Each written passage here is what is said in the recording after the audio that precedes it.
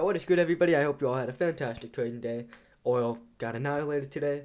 I've been talking about that in my past few videos. I said I would consider a short on oil, and it's gotten absolutely annihilated. It's fallen more than I thought it would. So we're gonna talk about that a little bit in this video, and we're just gonna get into it. Make sure to show the video some love, give it a like, and subscribe, and let's get into it. So to start off, oil, massive drop. So I wasn't expecting this much of a drop. I was thinking it would actually at least hold the golden pocket, and that didn't hold. So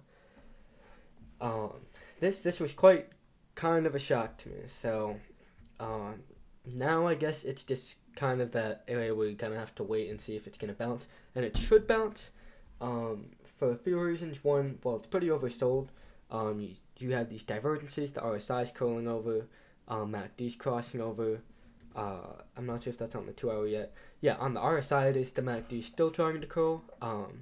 So because we broke the golden pocket, and another concern I have is that this wave 5 wasn't as long as I would have liked it to be. So it's hard to consider this like, this is just an ABC, because if we would have stopped up here, that would have been a lot better. You had an ABC, and then you came down to the golden pocket. That would have looked a lot better. But this is just, it doesn't look that good to me. So while I used to be pretty bullish, thinking it would get up to eventually 85, around 85, I don't know if that's the case anymore. Just because, well, one, we didn't hold this golden pocket retrace.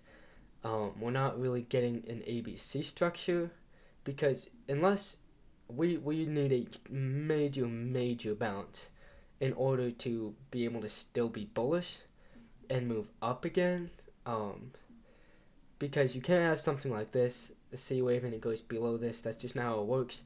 This could be the start of the next wave lower, which would look like this. So this would be wave 1, 2, 3, 4, 5. So that's a general structure. That's not exactly how it's gonna look, but that's just the general basis of it. And I've been thinking we might get to around 64. I've talked about that as a long-term area that I'm looking for.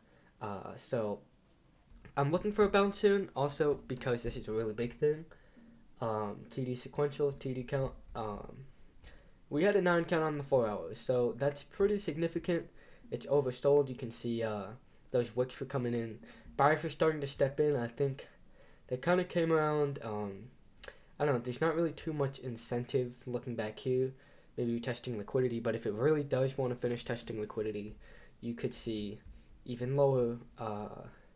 This is making my screen lag. Give me a sec. So yeah, if it really wants to test liquidity, it could see down to 72, maybe even down to here. 70-ish. So I think the bottom line in the sand for this to somehow be bullish, it needs to hold 71-70. If it goes below that, it's very concerning, and I would not be targeting that 85 area anymore. We got close to my first target, which was 83, and that was a little before we made this low, so that target got lowered to 82, and we were like 50 cents from that. So we're pretty close to it. Right now, I am looking for a bounce at some point, but I don't think we're gonna be getting that new high. We're just gonna kind of have to see how tomorrow goes. If we get some sort of like major bounce, that really shows a bullish structure, like 5 waves up, then we can maybe talk about 85 still. But the daily MACD, the daily was extremely bullish, and that is basically completely reversed already. It went from extraordinarily bullish to it's not looking very good. MACD's already crossed over, histogram's red, RSI went through, it's under 50, so that was quite the shift in momentum that happened very quickly. But you could see new lows very shortly, and that's something I said in my last video. I said if we don't get a new high and we start dropping, we could see that new low, and we did make another high, but it wasn't by much. So potentially, it's hard to say here. This wave, it was just very slightly higher, so it's kind of hard to say if this is a wave 5 or something else that's more complex. So uh, I spent a little more time on oil than I wanted to, but if you trade oil, this is you really want to be aware of what's happening with oil right now. So tomorrow, maybe we get a bounce, consolidate, but I am looking for a bounce at some point. Even in the case that it does want to go lower, we'll see how that goes. Yeah, we'll just see how it goes. It's oversold.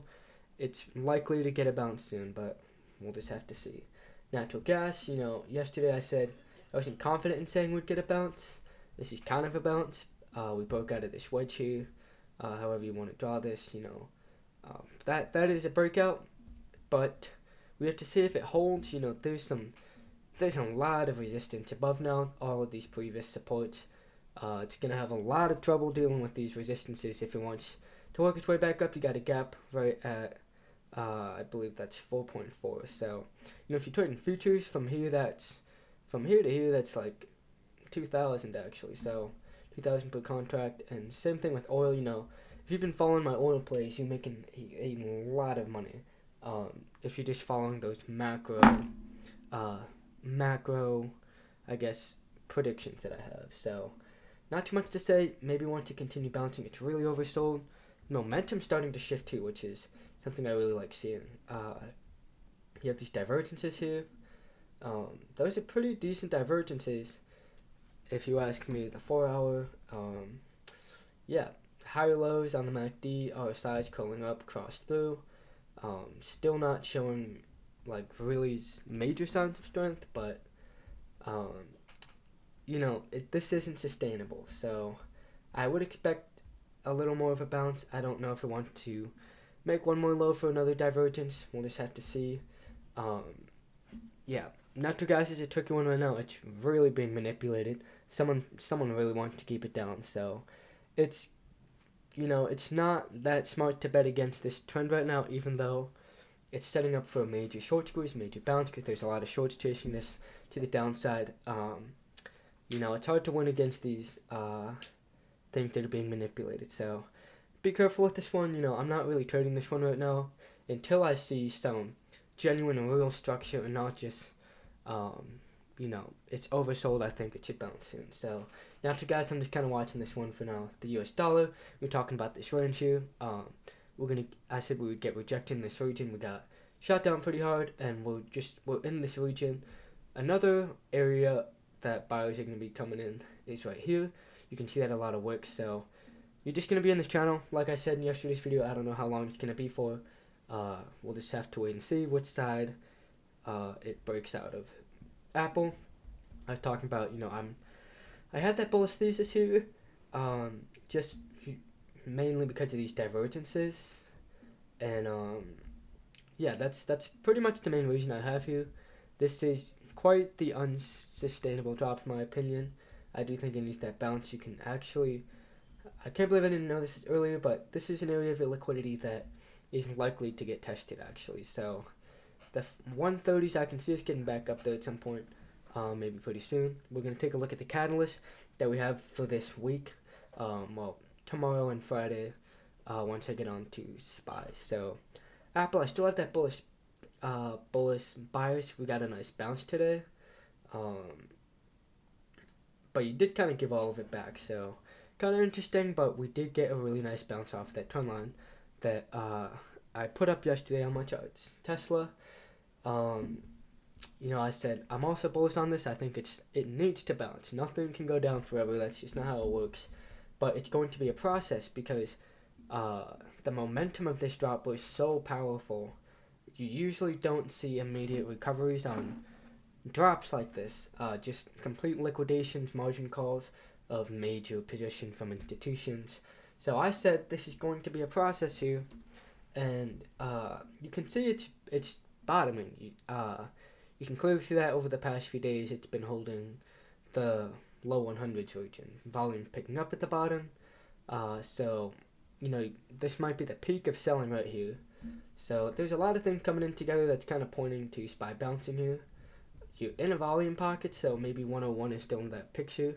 101 to 94 for that gap fill that I've been talking about. But we'll have to see. I do think it needs to get some kind of reversal, but it's going to be a process. You have a lot of resistances to deal with too, so I think if it really wants to move up, it's gonna kind of be something like this, um, kind of a sideways drift. And if it wants to break out, it breaks out. But we'll have to see. Be patient with this one. 101 to 94, I think, is still in the cards. Amazon.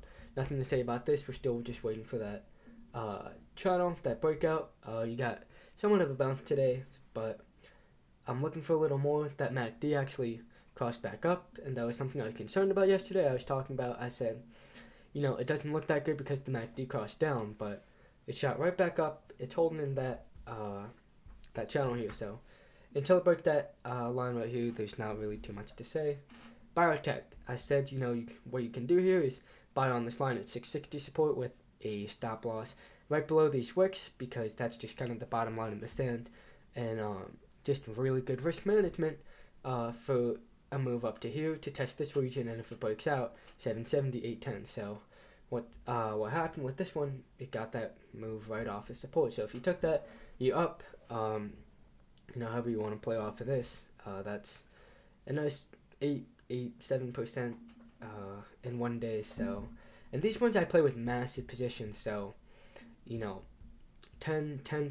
gains, that's sometimes 5 digits for me. So and these are all shares position. I don't really do options, just I feel like the options game has evolved to completely trap retail, make you lose money, and that's just almost become the intention of it. So I've been staying away from options for a while, just shares.